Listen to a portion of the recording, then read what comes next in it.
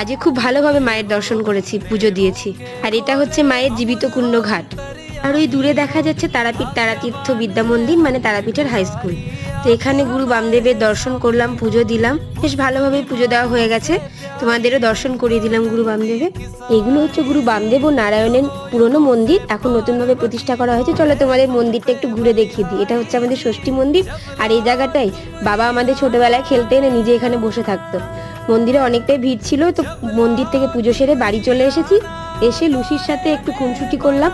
ও মুড়ি খেতে চাচ্ছিল আমার সাথে, কিন্তু ওকে তো দেওয়া যায়নি। আর মাকে বললাম, মা আজকে খিচুড়ি করবো আর একটু আমের চাটনি আর কিছু ভাজাভুজি করব। আর বাইরে গিয়ে দেখি বৃষ্টিও পড়ছে, বেশ ভালোই জমে যাবে। তো আমিও রান্নাটা বসিয়ে দিলাম।